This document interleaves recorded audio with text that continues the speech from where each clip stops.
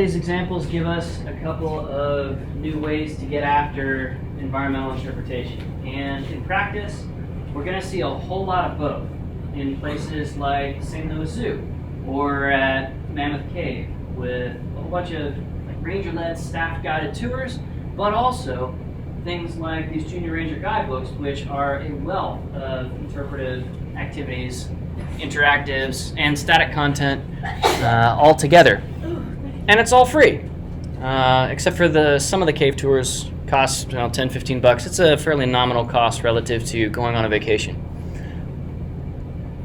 We want to understand this in sort of its hierarchical context as well when we're talking about non-staffed interpretation as well. So think about the site. What is the immediate area? In park management, we would call the site, what is the view shed? With an average sized person, so average height person between 5 foot and 5'10", here in the United States, what can they see without moving, but just kind of swiveling their head? That 360 view shed, as it's called, is the site.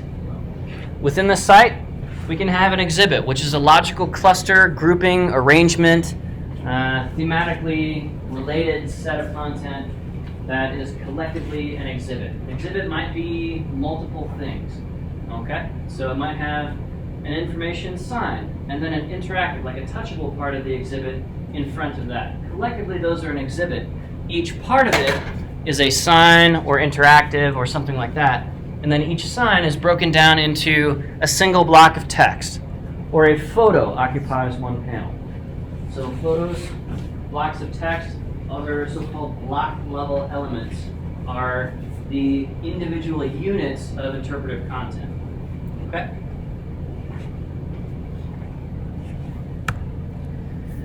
So, we have a lot of different flavors and styles and types of these. If you've ever been to, any guys been to the Crab Orchard Visitor Center? Only one person? Oh my gosh. All right, I'll give you extra credit if you go. It's like just down there. It's 148, right? It's go there. New, or they've done a lot of new stuff. Yeah, they just did a big renovation, I right? haven't been there since the renovation. Okay. All right, how about Giant City State Park Lodge? Okay. Are you aware of how there are a bunch of different kinds of interpretive opportunities there, all sort of logically grouped at that site of the lodge itself? And the lodge itself is part of the message, being built by the CCC just shy of 100 years ago, and so forth and so on. So we want to think about the information architecture levels. We get one title. We get one subtitle, usually the theme. We get a whole bunch of labels, things like headings, and then we have a couple of hundred words worth of text, the chunky content, where you're actually conveying what you think is the interpretive content for most people, because a lot of folks are not going to get past that 30-second scan phase of your intricately laid out and substantiated sign or exhibit. The headings are for most people as deep as they're going to go on your non-staffed exhibit. So we want to think of those headings not just as an information label, but as the content itself. And for anybody who wants to go deeper and spend like a whole 3 minutes, they can read the deeper level text, the finer print. Okay? More likely, they're going to be spending a lot of their times on photos, diagrams, illustrations, the flow charts. They'll glance at the emblems and logos to get a sense of what's the authority or trustworthiness of this information, where is it coming from. But they're not going to spend a lot of time on emblems and logos. They'll spend a lot of time, though, at dioramas, which are three-dimensional versions of an image. Pre-renovation at Crab Orchard, we had a lot of things like arrow boards, quiz boards, touch models, and more lately, a lot of places we're seeing a bunch of like looping videos playing of interpretive content. It might be at Mammoth Cave. interviews with people who used to live there, descendants of the enslaved peoples that used to work as guides at Mammoth Cave before it was a national park, and who trained up the first generation of federally employed guides there. The computer demonstration is a little bit less common except for places that are heavily focused on advanced technologies like, what's the name of that science, like Industry and Science Museum in St. Louis, right next to the zoo? Have you ever been to St. Louis Science Center? Yeah, it's pretty cool. They have a whole bunch of interactive computerized displays, but that's more specific to not-for-profit organizations instead of specific to government agencies, which we tend to focus more on here in this class because they tend to hire a lot more people than the not-for-profits do. But they're all both doing environmental, historical, technical, cultural interpretation. Okay? So, I keep harping on this idea that you have 3 minutes. And what that translates to is a couple of hundred words of fine level text, or the smallest text on the thing. You have to be absolutely merciless on editing out things that you want to say, because they aren't absolutely in the dead bullseye center of what your theme is steering your participants toward. You got to edit out everything that doesn't immediately speak to that theme. Okay? So, what that does free you up to do in that 2, 3, 4, 500 words, maybe 500 at the outside for a big sign, that frees you up to get the essentials of the story. And any of the weird little meandering digressions that are fascinating to you but just don't quite connect with everybody else, those get pulled out. Those get edited out. Those get subsumed in using a picture to replace 1 or a couple hundred words at a time. So the expression, "a picture is worth 1,000 words," is almost literally true for us in the budget of how many words we have to spend on each one of our signs. And in all of this, be brief. I'm going to edit down mercilessly, not because you're a bad writer, but because this is how you get to be a good writer in the context of interpretation. If you're George R.R. Martin and trying to sell sort of low-grade fantasy books, more words means more sales. But in interpretation, more words means more people getting turned away from it and going out and doing the thing with less information because they've turned away from it. Okay? So, we'll see some examples here on the second half class, or we'll start to see some examples of what that actually translates to. How many words Dr. Park do I actually have to get away with accomplishing the thing? Okay, the phases of this, basically the same as developing your staffed interp. The outline is the same, except for the pre and post parts don't really exist because it's not staffed interpretation. You don't need to prepare yourself. There's not really a safety check for people reading a sign, that sort of a thing. There's not really an opportunity to answer their questions afterward. But the intro, the content, and the conclusion, yeah, pretty much the same. It's just a different format for the actual content. So, let's focus mostly, because the content's going to be about the same, let's focus on this revise and polish phase. We're looking at a 6th to 8th grade reading level. If you want to be real cautious, 6th grade. But national average reading level in the United States as of the past 10 or 15 years is about 8th grade. And some signs are potentially shoving that back down with the battles over our educational system lately. So, most bestseller novels are written at a max 8th grade reading level. There's just not a lot of jargon. There's not a lot of 10-cent words. And that's a good thing. Here's how you, if you, like most foresters, hate writing assignments, here's how you, as the youth these days say, 10x your writing. You read it aloud to yourself or a willing partner. You set it aside. You forget about it for a day or two. And you come back to it with fresh eyes. I'm helping my wife edit her 200-plus page dissertation right now, and it is very, very, very important in that workflow and for you to write stuff and then stop writing and go away and do something else and come back to it. What this means, practically speaking, is that you do not wait till the last second to bash out a crappy copy and hand in something that's half-baked. Don't do that. That is deeply disrespectful to your participants because you're misspending that precious 3 minutes of attention that a minority of people who pass that exhibit will give you. Most will give you 3 to 30 seconds. Okay? Do a find and replace on be, am, is, are, was, were, been, have, has, had, do, does, did, can, could, will, would, shall, should, may, might, and must. Find it and replace them. Every single one. Do it. Okay? You don't have to think much about that. Just use find and replace. You don't have to read back through over and over and over. Cutting all your paragraphs to over wide means that you need to make sure that pretty much all of the paragraphs are wider than they are tall. This is a newspaper information consumption design trick. We don't read tall columns of text unless we have to for a college class reading assignment in a textbook. We just don't do it. So, in most of our examples that we'll see in this and future class sessions for non-staffed interpretation, we're going to have short paragraphs. And that makes sense because a short paragraph verbally of 3 sentences to convey the rules for a game, that's going to be an overwide paragraph if it were text printed on a page. And finally, learn how to do the work on cutting redundant words.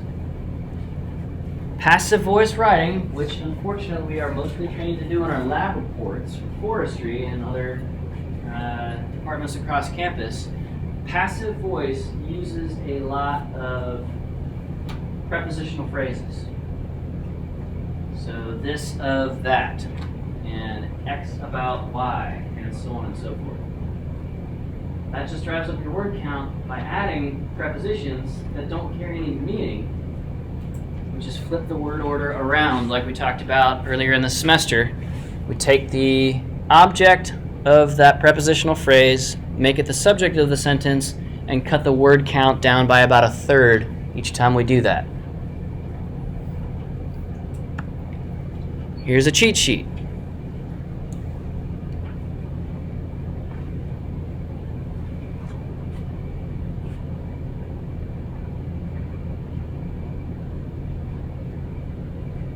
You see how many prepositions?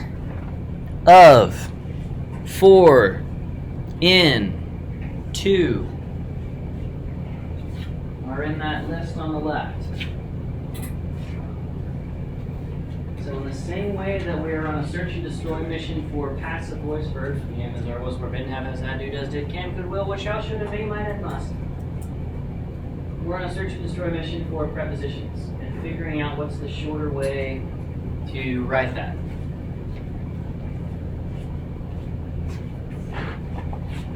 Let's do a couple of quick examples together.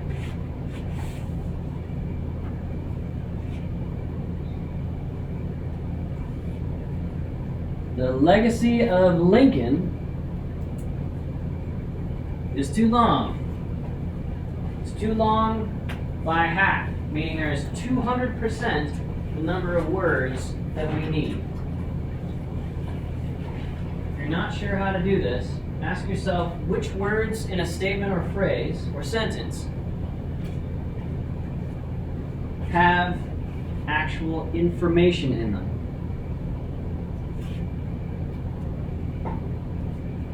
And then delete the words that do not. And then reorder the surviving words so that they are functional.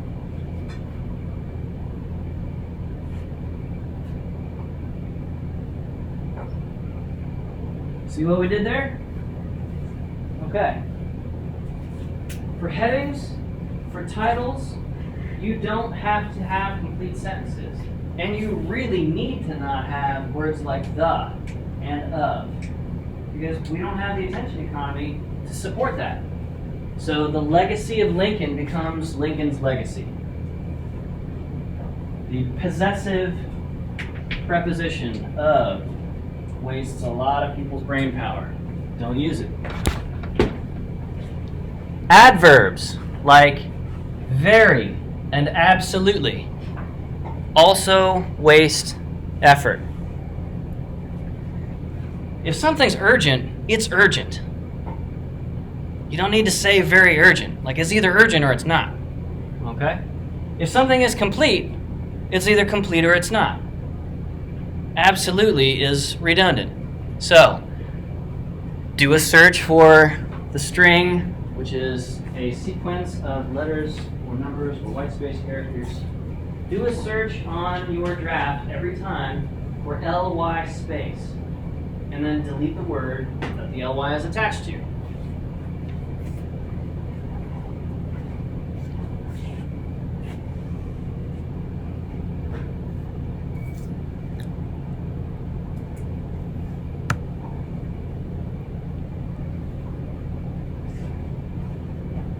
One idea per sentence.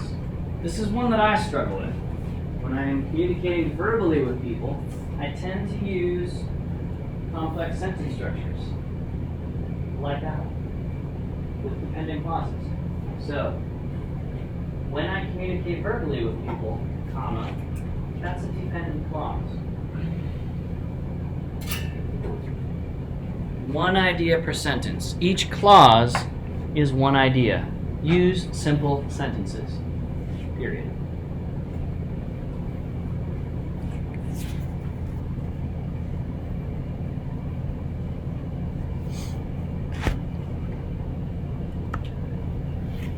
And this slide is not any new information for us, but it's a nice encapsulation of what we're saying here.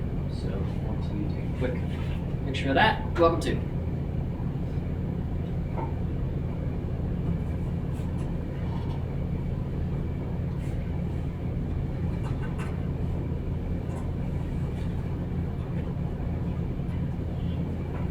If your psychological profile includes something akin to what is called rejection sensitivity, you're going to hate the editing process.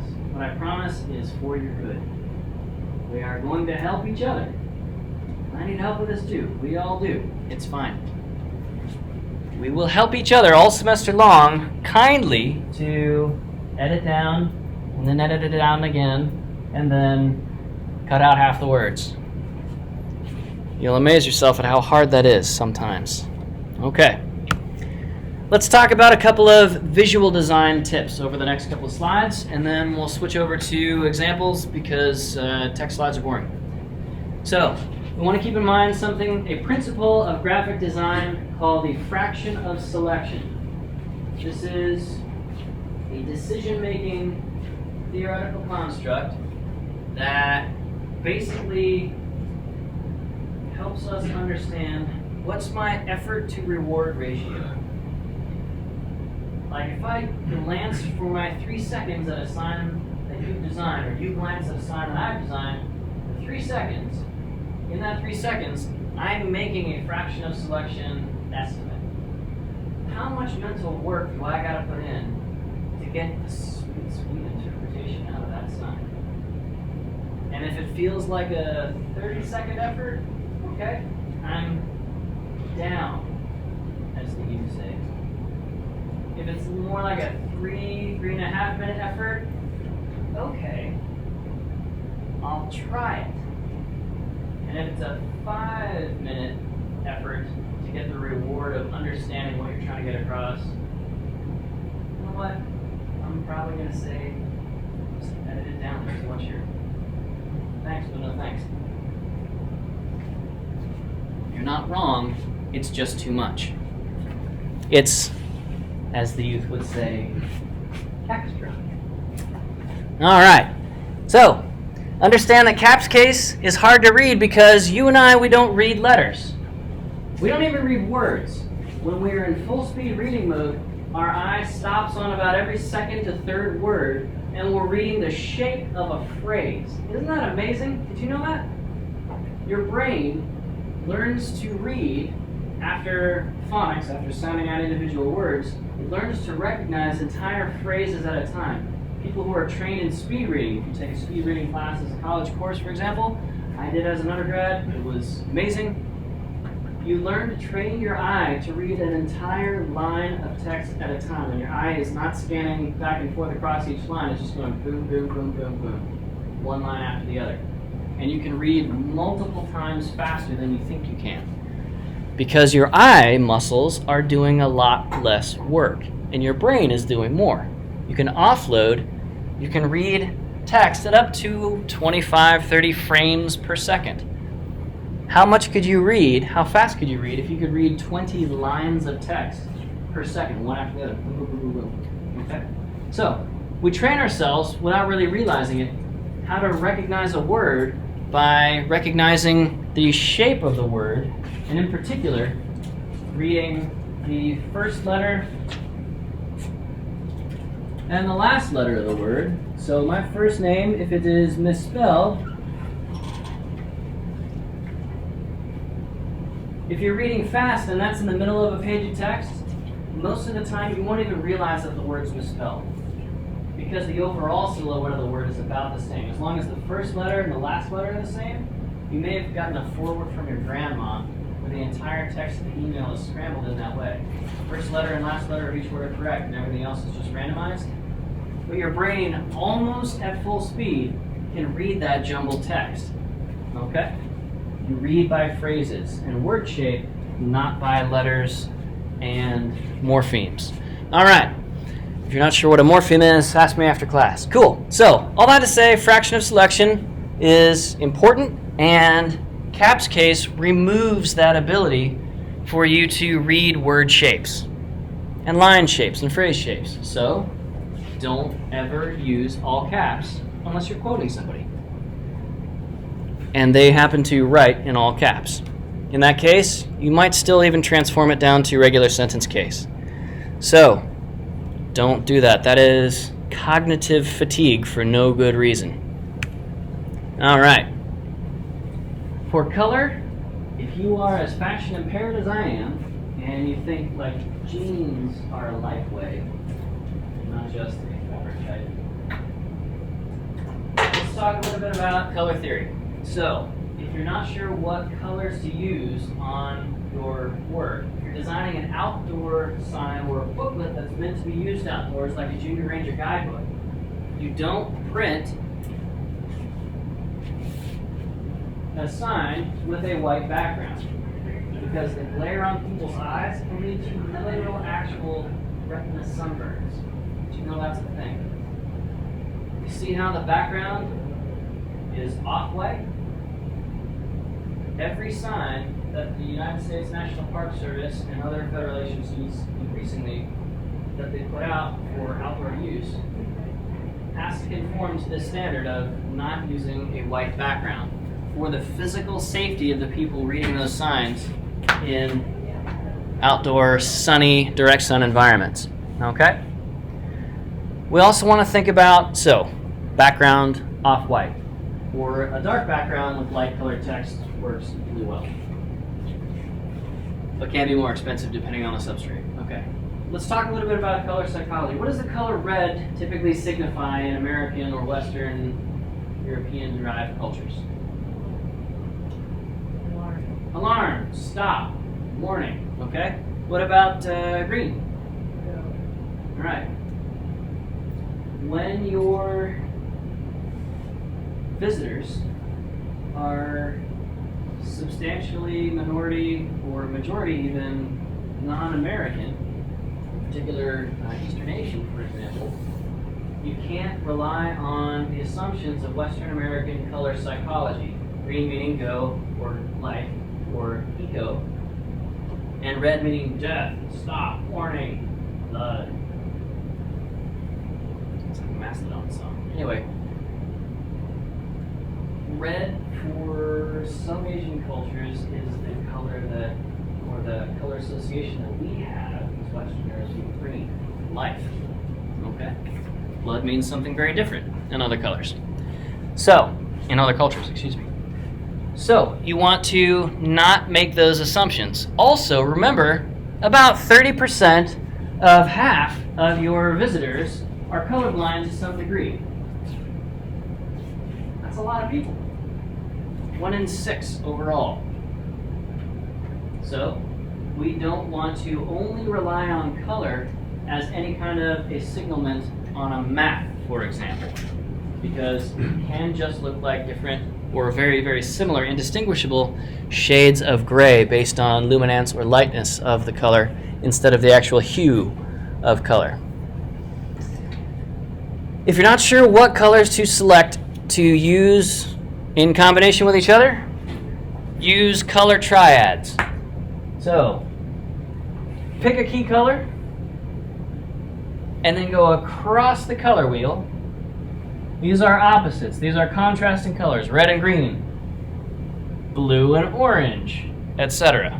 Contrasting colors. Contrasting colors are ugly side by side and a little bit hard to read against each other. So, don't generally use contrasting colors except for special casing white versus black, obviously.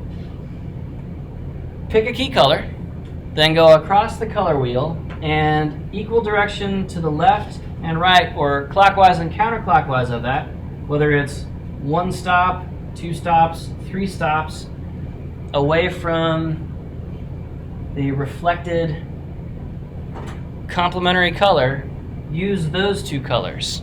And that set of 3 colors, with 1 main color and 2 accent colors, that tends to look pretty good, regardless of which triad you pick.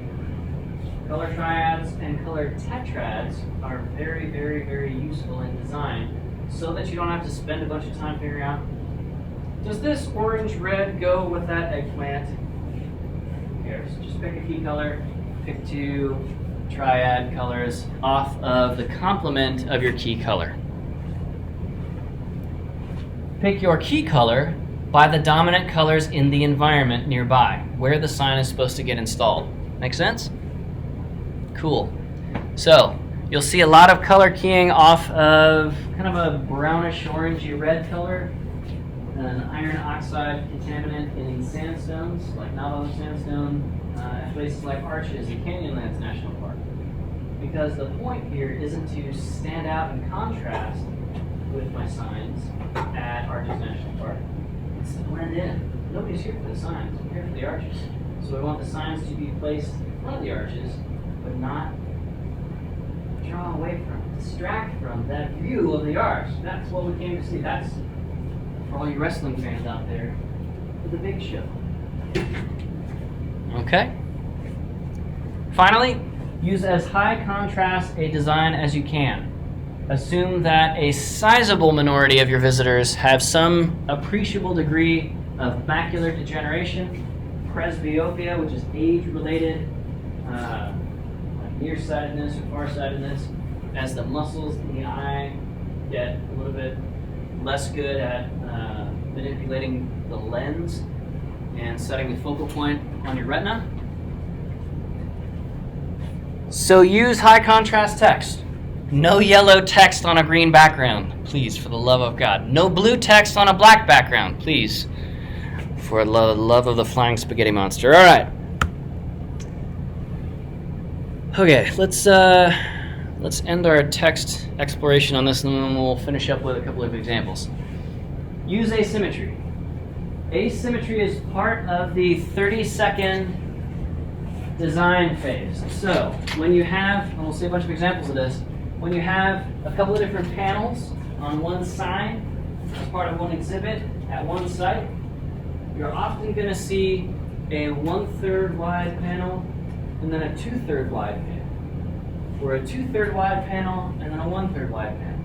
Because if things are equally sized, or equally shaped, or equally visually heavy, that is, 2 similarly shaped and long blocks of text, for example, your brain has to parse both of those to figure out which is more important. And to do that, you have to hold all the information of both of those in your head and then do the compare and contrast evaluation. That's a huge cognitive load where we just want people to jump into the sign, immediately intuitively know, I go to this first, then that. This is the most important thing. This other thing is there, but it's less important because it's physically smaller. or whatever. Okay? So, use asymmetry every time. This is one of the more subtle things that we tend to catch a lot in this class as you are starting to learn the language of design and stuff like that. Use asymmetry.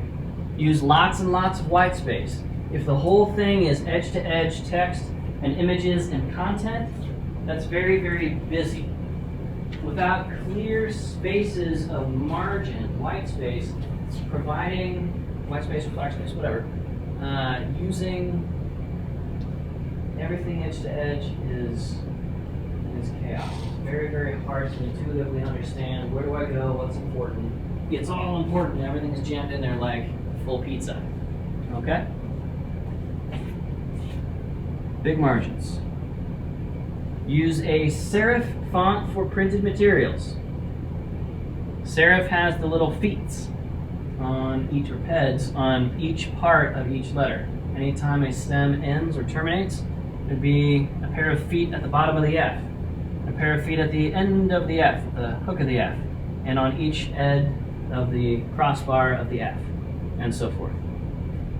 Serif fonts on printed materials, sans serif fonts like this on digital screen materials, because screens are necessarily lower resolution than print, which is 3 to 600 dpi, dots per inch. And your Retina display is just barely above 300 pixels per inch. A cheaper display like this PowerPoint projector, 72 pixels per inch, less than a third of typical print size, or resolution, I should say, print density. Use 2 fonts total, or 2 fonts maximum if you like. All right, so let's see what this actually looks like.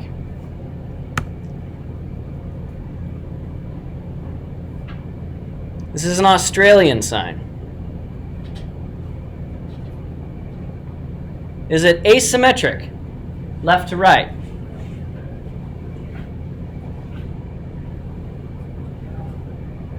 Visually speaking, is the left half of the sign heavier or lighter, so to speak, than the right half of the sign? This matters. If it's equally balanced left to right, then we got to read the whole thing to figure out what's going on, and that's a very fatiguing proposition. There's a lot of text on that sign, a lot of small text. It's heavier on that side. And then more picture, like more info on, yeah, Heavier on this side? that side. And then, Good! Yeah. We want to start at the left. This is English. Do you speak it? Right? So we want the left side typically to be heavier than the right. We want the top to look a little bit heavier, and this one does, than the bottom. We start at the top left, we scan to the top right. Through the middle, we scan to the bottom left. Then we scan to the bottom right. That's called the figure 2 or the figure Z. Figure 2 shape or a figure Z shape. Everybody does this. You scan a page when you're trying to figure out, okay, where's my time? Scan, scan, scan. And maybe not. Next page. All right. High contrast design. Is the text a very different color than the background on it? Yes. Awesome. Okay. Here we go. Now, in 3 seconds, what is this sign about? You got it. All right. We've checked the 3-second box. In 30 seconds, is 30 seconds enough time, if you're standing in front of the sign, to read 1, 2, 3, 4, 5 captions and maybe a quick glance at one or a couple of the images? Could you do that in 30 seconds? 5 headings and a glance at an image or 2. Probably the biggest images. You would be able to, but you might not need to because they got the pictures with each one. So you might just see the picture and get the gist as you're moving across. Okay, so that's a default yes, right? We can take a pretty good glance at a couple of those. Almost instantly, I recognize a mammal, an amphibian, a reptile, a bird. All right. I don't even read or read words on this sign to get that 30-second information architecture of what's going on. Now, is the interesting stuff arranged in a figure 2 shape? Do I start somewhere near the top left? Here or here? Yeah? Do I scan across to the next most interesting thing on my way to the top right? Yes, I do. And then down through the middle. Interesting, interesting, interesting, interesting, interesting. Do you see how the text is very carefully, without really looking like a figure 2 shape, the text is all the negative space around that 2 shape? Okay. This is a very dense sign. There's not enough white space here, period. We have to cut down some of the words here, because nobody's going to read all that text. Just being honest. But the layout's pretty good on this sign. All right, moving on to the next example. We'll skip right past the zoom in because we're running low on time. How about this one? In 3 seconds, you know what's going on? All right, Penn Cove's Life-Giving Waters. Nice. Okay. In 30 seconds, can I scan through what's going on here? And is it in a figure 2 shape in terms of order?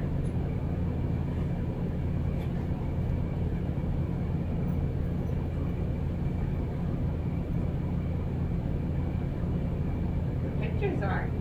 Yeah. Yeah, they are. Okay. It seems digestible. I mean, it's the imagery is really busy, but the text, there isn't really that much text. There's something like half as much text on this as the previous one. They're both pretty image heavy. This one does a little bit better job of not scaring us away on that last part with the fine print. Okay?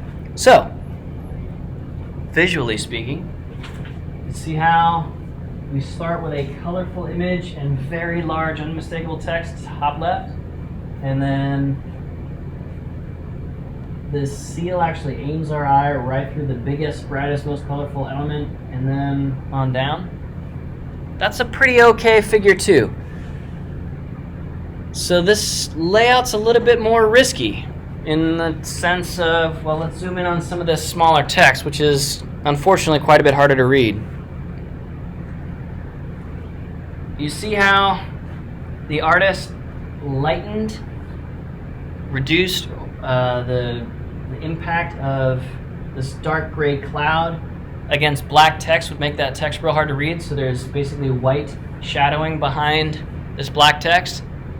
Unfortunately, in a lot of spots, the text runs out of that white space. The person doing the typesetting and layout got a little bit trigger happy and like reading words from March through against this sort of very liney black edging against black text, super hard to read.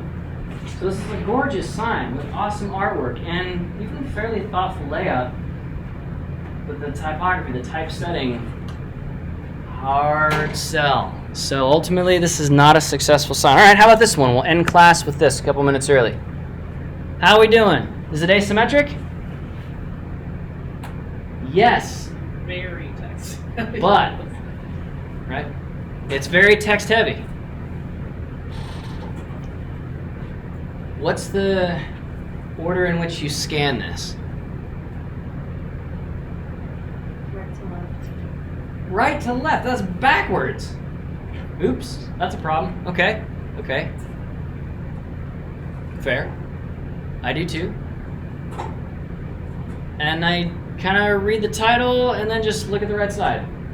And all of the content on the left, I don't even try. Because, quite frankly, I'm a tired old man and every day I get closer to death. I don't have time for yellow text on a green background. Yellow and green are next to each other on the color wheel. That's as low contrast as you could possibly get. So, we're going to learn from the sins of this layout and not do that. And normally we'd try to evaluate the text, but that doesn't matter because nobody's going to read it. So it's not even worth our time to evaluate the quality of the writing, okay? All that to say, we're going to work hard on writing, but we're going to work even harder at making sure that we don't exclude people from even wanting to read the writing in the first place. with that, Len, a couple of minutes early here. I'm around for questions. Otherwise, have an awesome spring break. Be safe on your way to Tallahassee or Kansas City or wherever you want to go. Come on back and we'll rock and roll for a second half of the semester. Dr. Mark, is there Yeah. any more logistical details on, or